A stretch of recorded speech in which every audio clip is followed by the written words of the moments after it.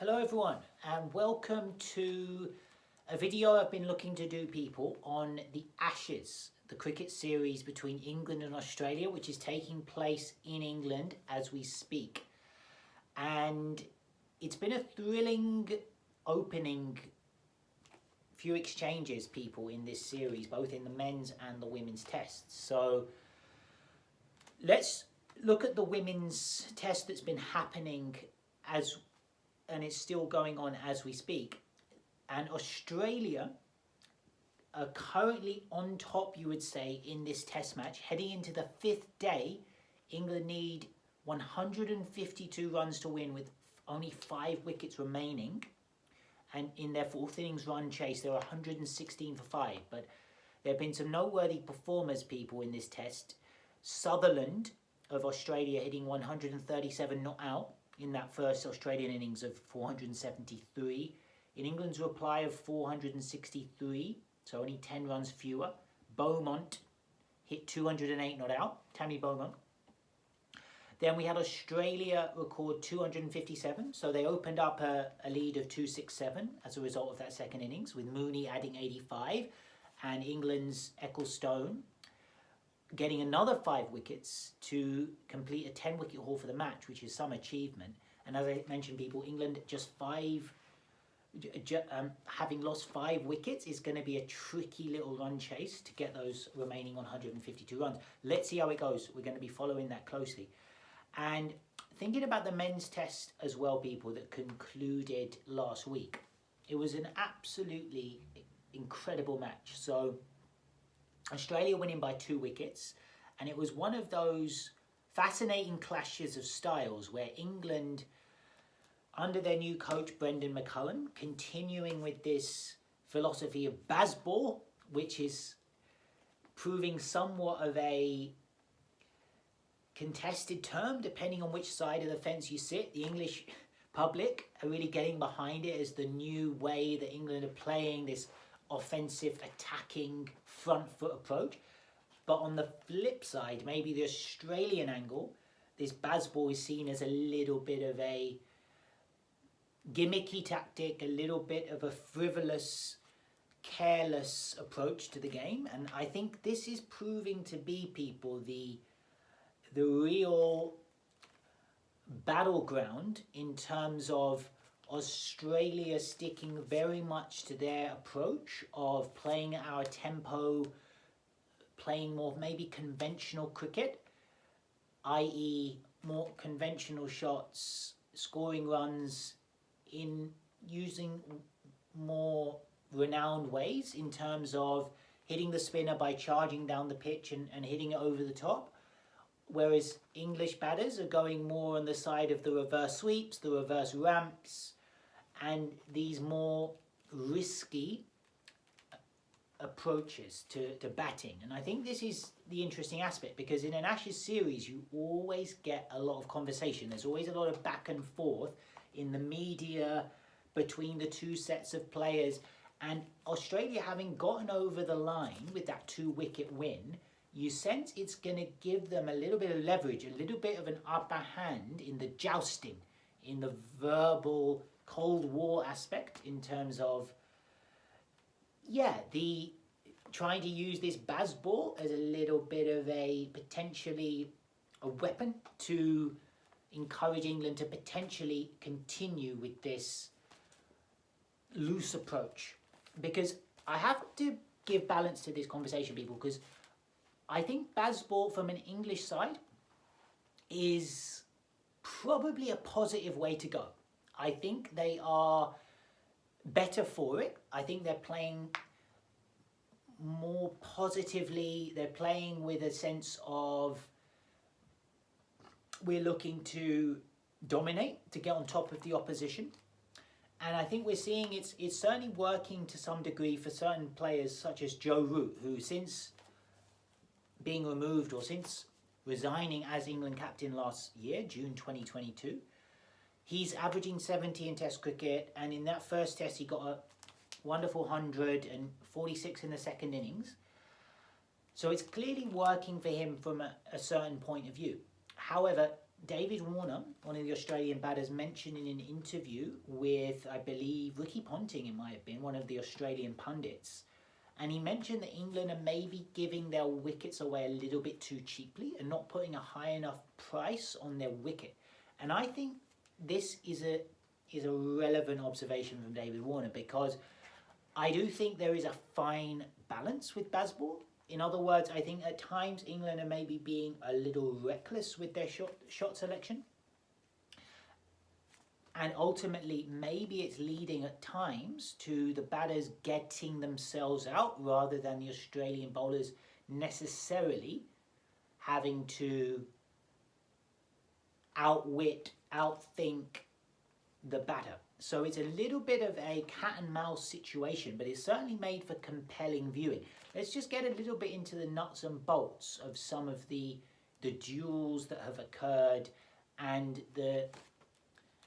the expected continuation of what we might see moving forward with some of the battlegrounds. So Stuart Broad and David Warner has always been a classic Ashes contest, and Broad has had Warner's wicket quite a few times across the course of his career, and he got Warner out in that first innings. So that's one interesting element. Is Warner going to come out with a different approach? Could he himself try and get on the front foot and be a little bit more assertive with his batting? Because I think that's when Warner is at his best, when he looks to bully, get on top of and dominate the opposition bowling. And Usman Khawaja, wonderful 100 in that first innings, followed up with a 50 in the second innings.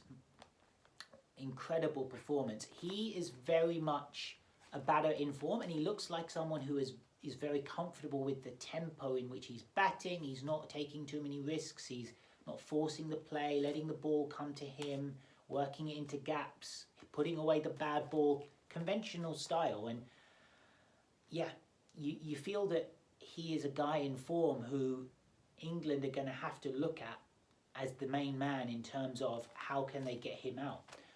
And in the other players in that batting lineup of Australia, so far we've not seen much from Labuschagne or Steve Smith.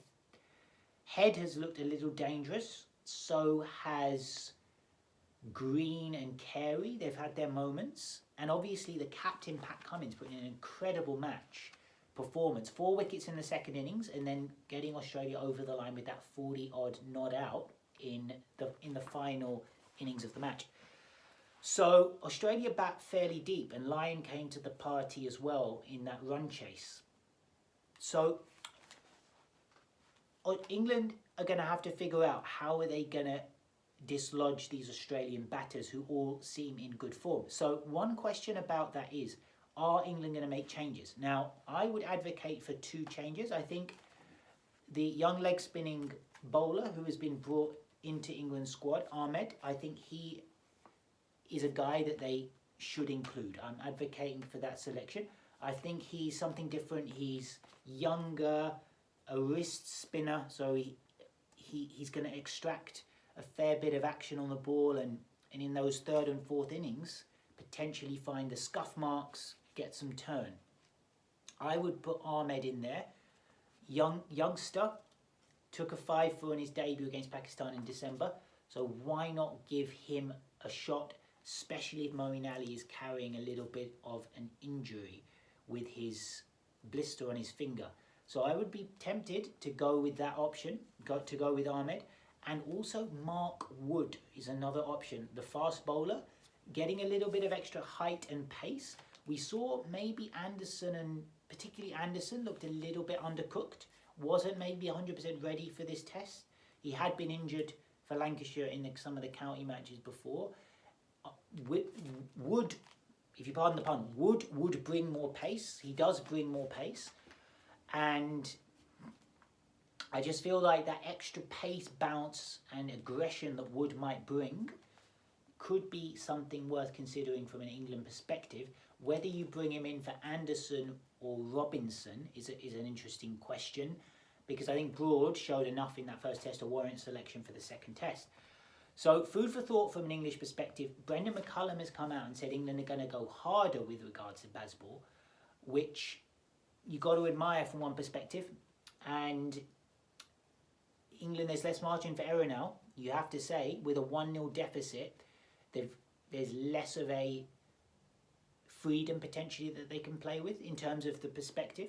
Whether they can blank that out and focus on playing with freedom in that uninhibited way that we've seen, time will tell. So that's going to be an interesting point. And another aspect, people, is Australia. How are they going to approach this test match? Are they going to be a little bit more front foot themselves, a little bit more aggressive? Because something we were seeing from and hearing about from the commentators was this idea that Pat Cummins, I really rate Cummins. I really like him as a player, top player. But something I noticed with Cummins that I think is maybe a fair observation, he's not the most aggressive captain. So his field placings early on in that first test, maybe he had players a little bit too deep, just accepting that England were going to pick off the singles. Maybe he needs to get more players around the back, more fielders around the back, more slips, get a little bit more of an aggressive approach into the Australian bowlers. Maybe get Stark in, rough up a few of the English batsmen with bouncers, because Stark does give you that extra pace. Hazlewood didn't bowl as much as Boland and Cummins himself. So do you make that change? Do you go with Stark for Hazlewood? That's possibly the only change I would make from an Australian point of view, but it is one I would make. I think Stark with that left arm action, just presents a different problem, and he's a bit quicker, a bit taller, and he's a good batter. So I would get Mitchell Stark in if I was making those selections for Australia. I'm interested to hear how you view it, people. What is your impression of how that first test went down? And also with the women's test, people, where do you see that one going in this crunch fifth day and then moving forward into the limited over format, the 50 overs and the T20 legs of that particular series? Okay, people, hope you're enjoying the action. Let's stay tuned for more content, more dialogue around the Ashes. Love the sport, people, that's going on as we speak, and let's keep coming with the analysis. All right, guys, peace, love.